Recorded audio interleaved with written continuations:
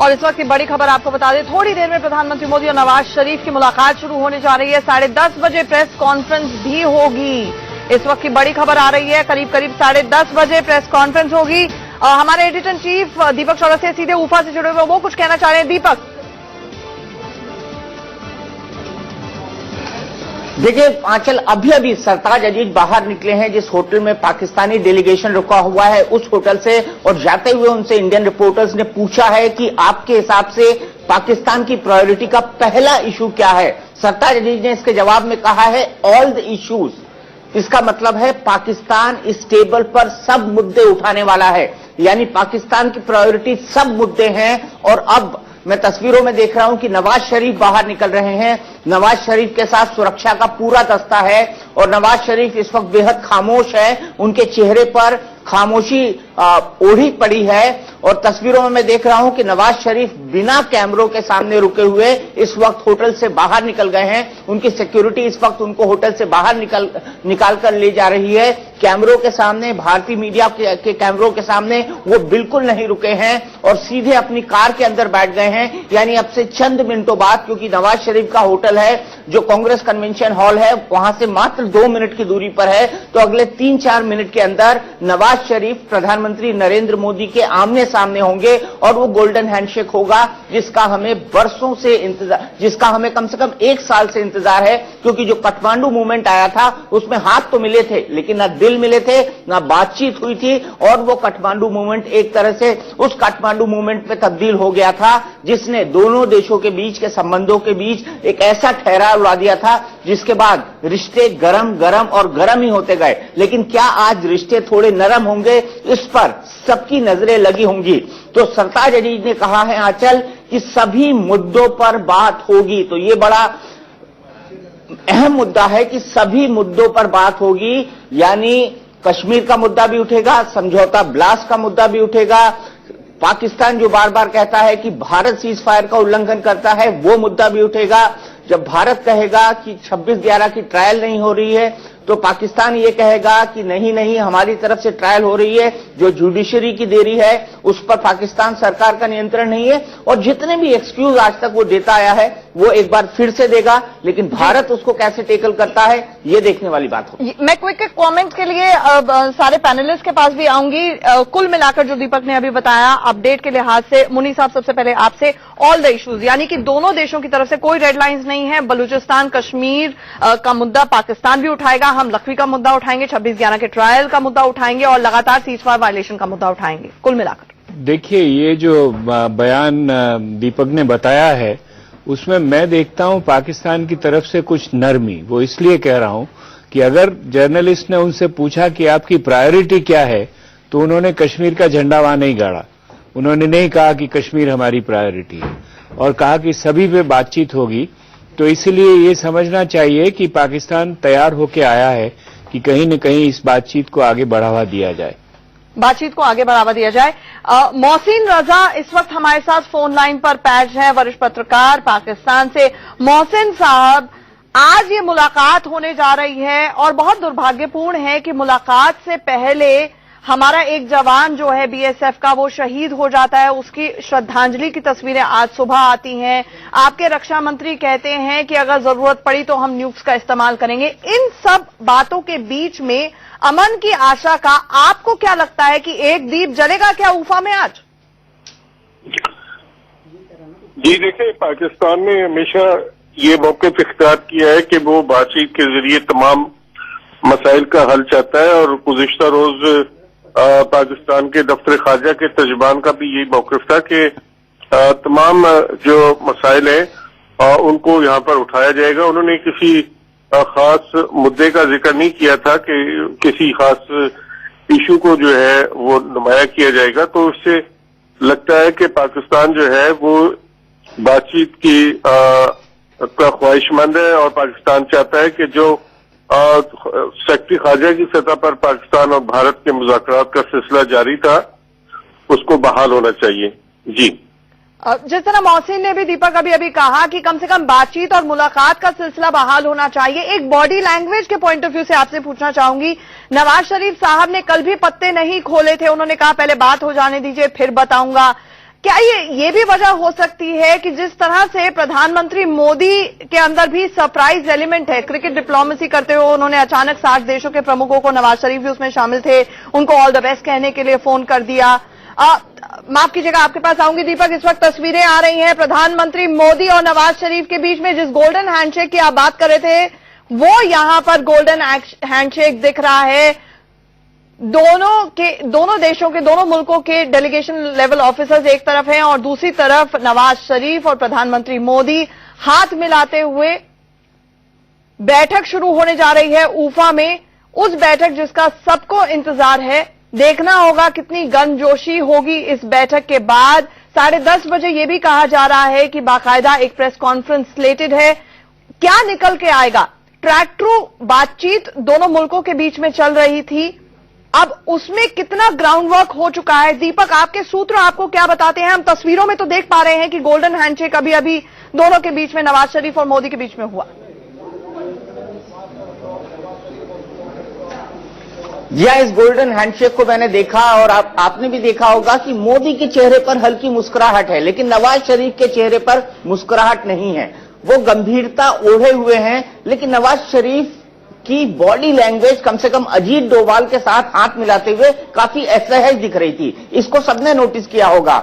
अजीत डोभाल हमारे national security adviser है, पाकिस्तान मामलों के एक्सपर्ट माने जाते हैं और पाकिस्तानी मीडिया के हमेशा निशाने पर रहते हैं। इस हकीकत को भी सब जानते हैं। और जहां तक इस पूरी की पूरी फोटो अपॉर्चुनिटी की बात है जो हमने देखी, और अभी अभी ये फोटो अपॉर्चुनिटी खत्म हो रही है, खत्म होने जा रही है, इसकी जो खास विशेषता है, इसमें उस किस्म की गर्मजोशी नहीं दिखाई दी जिस तरह की गर्मजोशी जब मोदी से कोई दूसरा हेड ऑफ स्टेट मिलता है उस समय दिखाई देती है।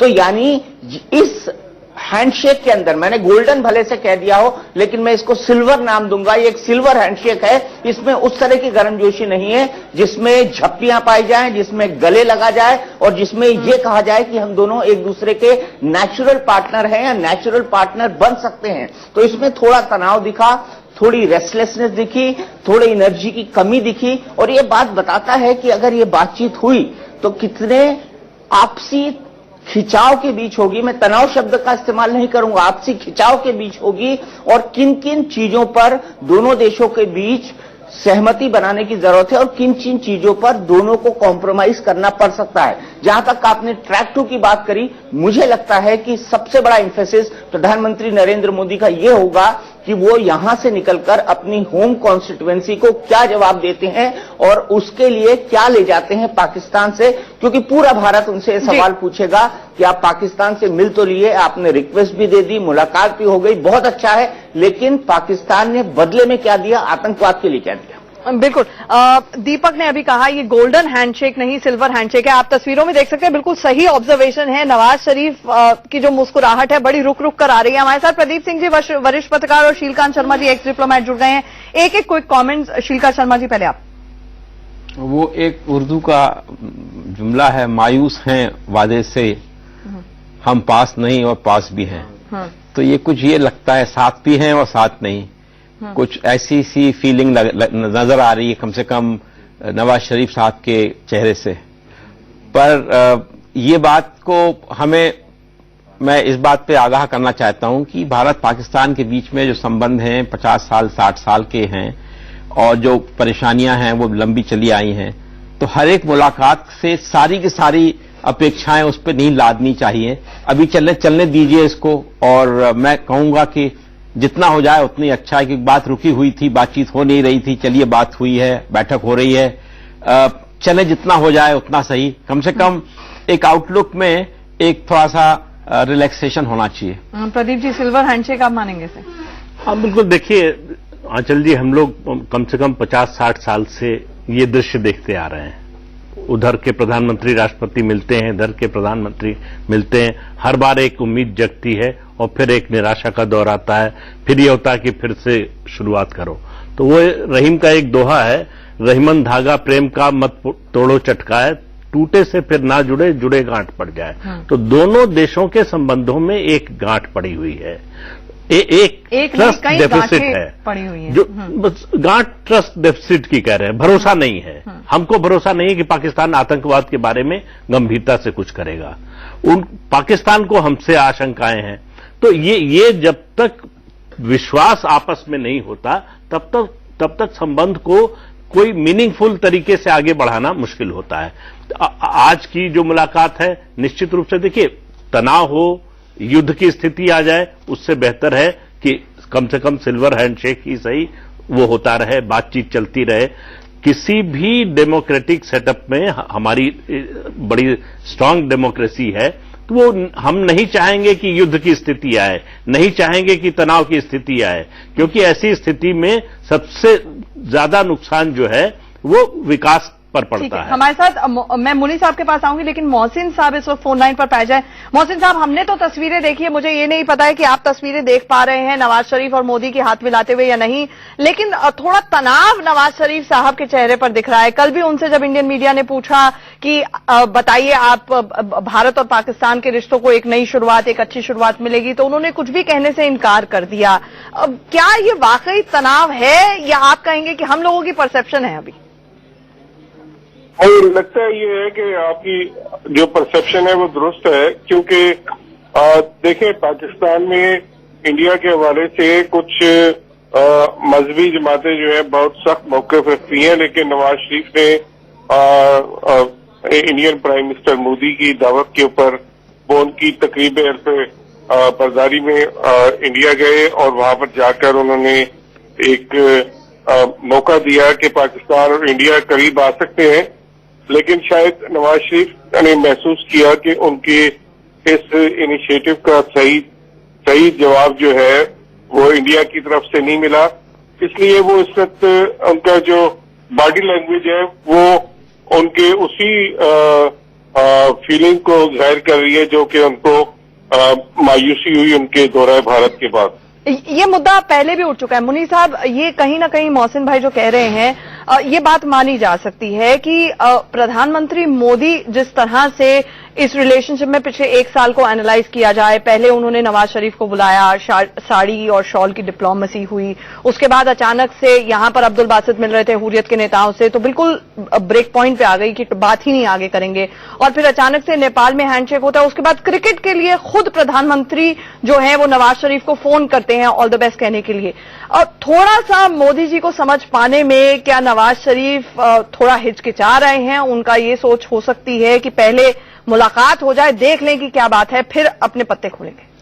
नहीं, ये मोदी जी को समझने की प्रॉब्लम है उनकी, या उनकी अपनी व्यवस्था को समझने की प्रॉब्लम है कि पाकिस्तान क्या चाहता है। जैसे अभी हमारे पाकिस्तानी दोस्त ने बताया ना कि जो दूसरी पॉलिटिकल ऑर्गेनाइजेशंस हैं वो वहां पर ये सवाल खड़ा कर रही हैं कि हिंदुस्तान आपको क्या देगा क्या नहीं देगा।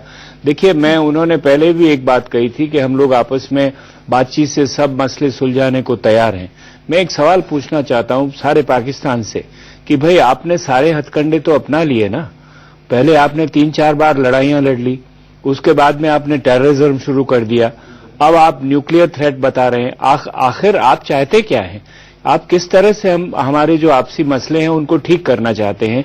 आपने सारे जो आपके हथियार थे सारे एग्जॉस्ट कर लिए, एक न्यूक्लियर बम अभी नहीं डाला है, और उसकी भी बात कल करी थी। वो न्यूक्लियर बम को तो इस तरह उनके रक्षा मंत्री बोल रहे थे जैसे पटाखा है, कभी भी फोड़ देंगे, मतलब इतना नॉन सीरियस अप्रोच, गीदड़ भव की जिसको कहना चाहिए।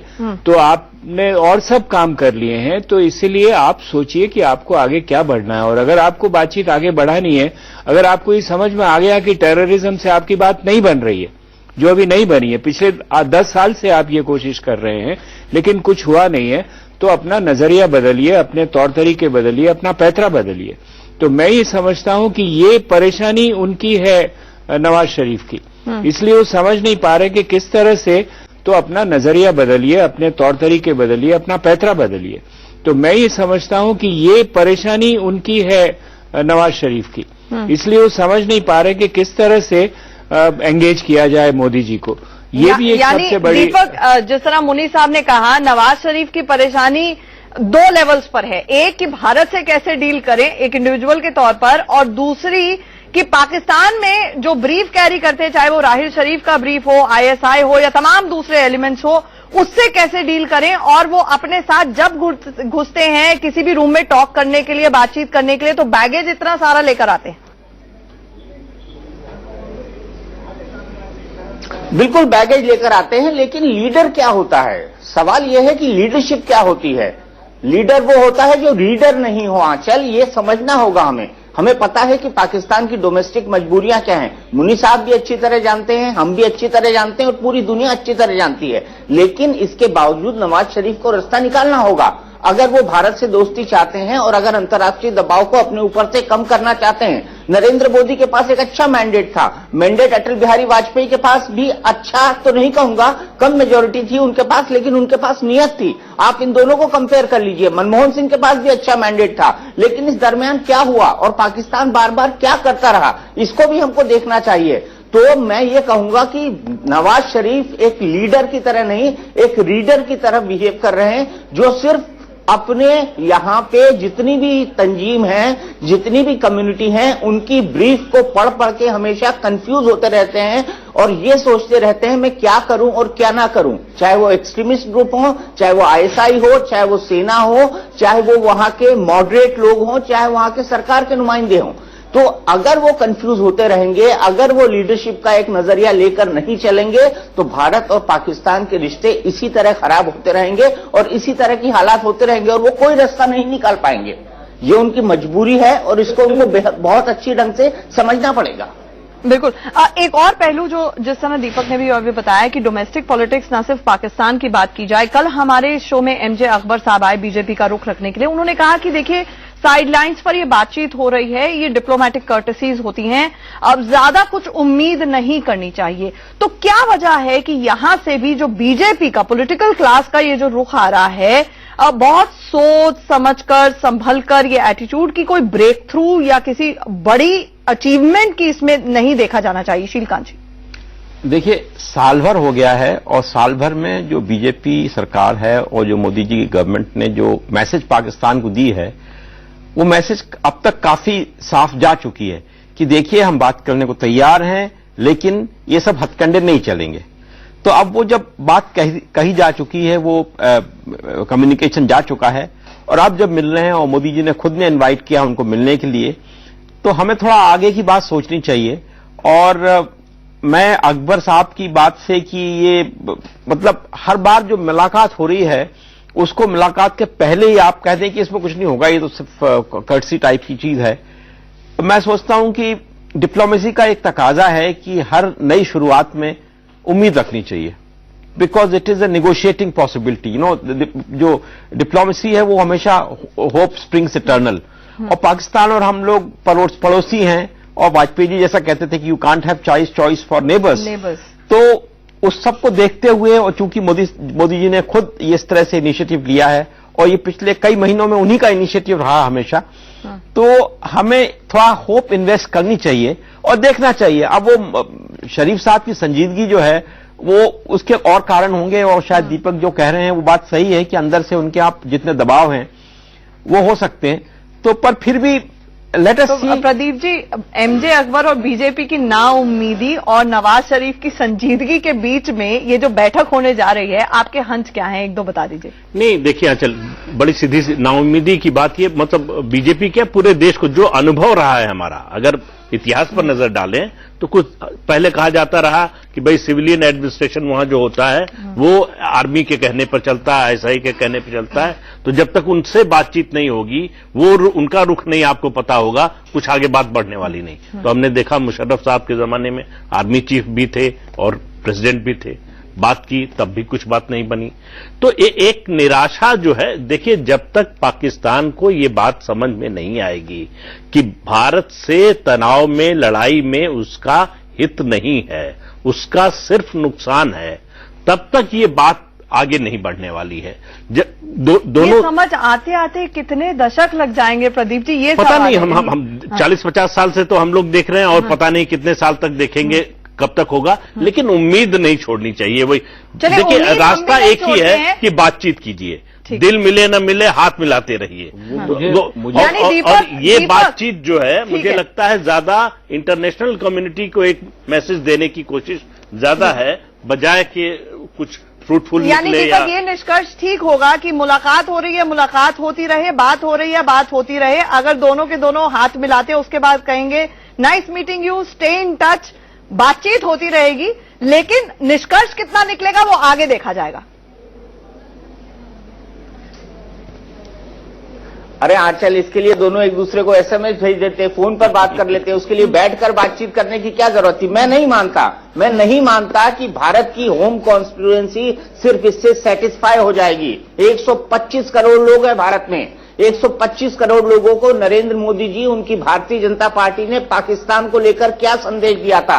आज जब वो बातचीत की टेबल पर बैठे हैं एक कड़े स्टैंड के बाद, तो क्या देश नरेंद्र मोदी जी से नहीं पूछेगा कि आप किस आधार पर बैठे हैं, आप क्या लेकर आए हैं पाकिस्तान से? क्या उनकी जो एग्रेसिव डिप्लोमेसी है उस पर सवाल नहीं उठेंगे?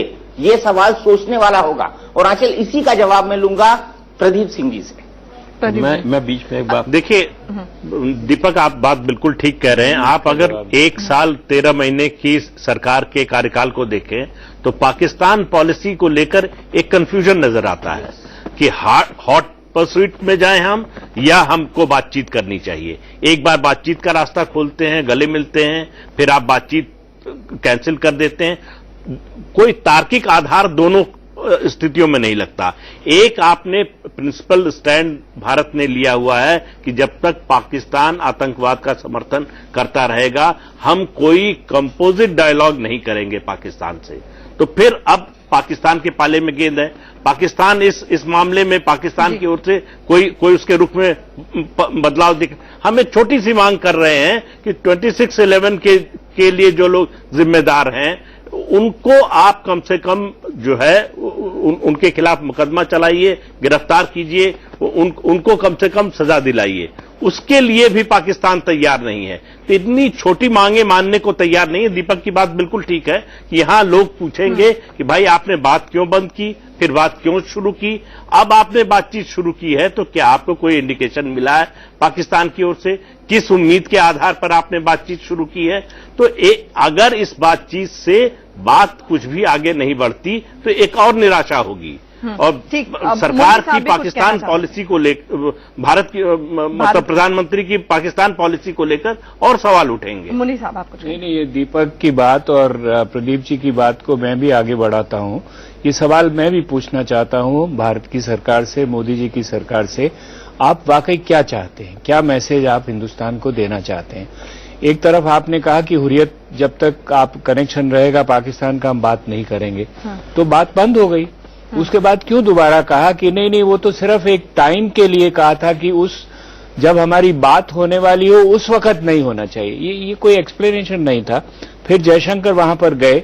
अब हम कह रहे हैं कि हम क्रॉस बॉर्डर भी अगर कुछ करना चाहे, हमारे डिफेंस मिनिस्टर ने कहा कि हम उसको सोच सकते हैं उसके बारे में।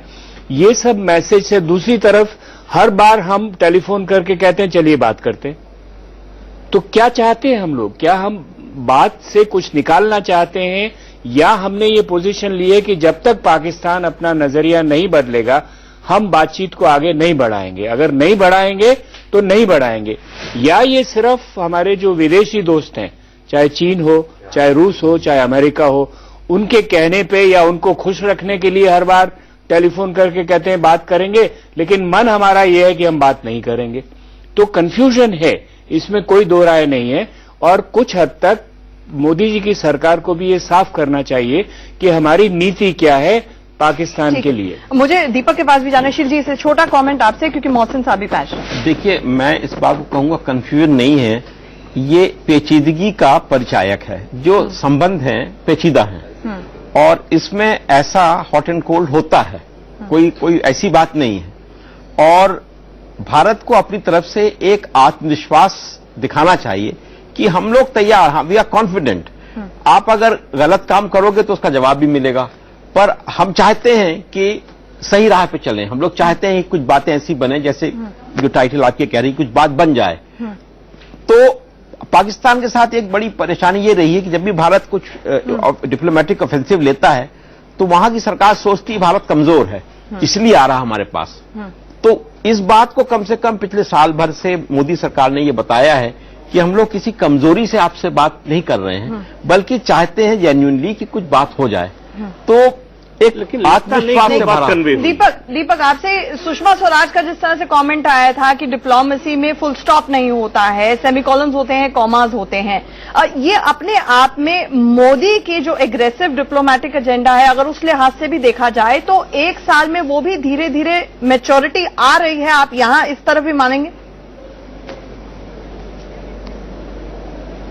नहीं, मोदी एक बहुत अच्छे डिप्लोमेट है, मुझे इस पर कोई शक और शुबा नहीं है, लेकिन सवाल पाकिस्तान को लेकर है, सवाल उसकी स्ट्रेट फॉरवर्डनेस को लेकर है। मैं ये जानना चाहता हूं शीलकांत शर्मा जी से कि हमको सबको पता है ये रिश्ते नरम गरम रहे, हमने एक प्रिंसिपल स्टैंड लिया कि जब तक पाकिस्तान आतंकवाद को समर्थन देना बंद नहीं करता है, हुर्रियत जैसे अलगाववादियों के साथ इंगेज रहता है, जब तक उसकी तरफ से आतंकवाद 26/11 पर कोई कमिटमेंट नहीं मिलता है, जब तक वो ग्राउंड पे नहीं दिखाई देता है, तब तक हम पाकिस्तान से बातचीत नहीं करेंगे। ये सब बातें शीलकांत शर्मा जी मानते होंगे। मुझे ये बता दें अब वो कि ऐसा क्या बदल गया जो भारत ने पाकिस्तान को बातचीत की टेबल पे बुला लिया? नहीं, और फिर उसके बाद यूपीए और मोदी की सरकार में क्या फर्क रहा? नहीं, वो तो भारत की सरकार, वो जो मनमोहन सिंह जी ने भी बॉम्बे अटैक के बाद ये कंपोजिट डायलॉग बंद कर दिया था, तो कांग्रेस सरकार थी तब फिर शुरू, क्योंकि तो कई सालों से बंद है वो। ऐसा नहीं कि मोदी सरकार आई तो उन्होंने बंद किया हो। तो ये तो कुछ ऑब्जेक्टिव रियलिटीज हैं, उनको हम नजरअंदाज नहीं कर सकते। लेकिन उन्हीं ऑब्जेक्टिव रियलिटीज से एक बात और निकल के आती है कि आपके सामने जो भविष्य है उसमें आप क्या करेंगे, उसको कुछ सीड करेंगे कि उसको बैरन रखेंगे। तो मेरी दृष्टि में यह है कि उन सब सतर्कताओं के साथ साथ हमें भविष्य के लिए कुछ बीज बोने चाहिए। तो वो मोदी जी अपनी होम कॉन्स्टिट्यूएंसी को कैसे एड्रेस करेंगे और क्या कहेंगे और उनके लिए क्या होना चाहिए? जी दीपक, आप अपनी बात पूरी कर लें। मैं सिर्फ इतना जानता हूं शीलकांत शर्मा जी, ये वही पॉलिसी है ना जिसको यूपीए कर रही थी। मैंने माना मनमोहन सिंह जी ने कैंसिल कर दिया था, बाद में उन्होंने जिस शब्द का इस्तेमाल किया वो यह था, it is business as usual with Pakistan. इस शब्द का इस्तेमाल उन्होंने किया था जब कंपोजिट डायलॉग शुरू किया।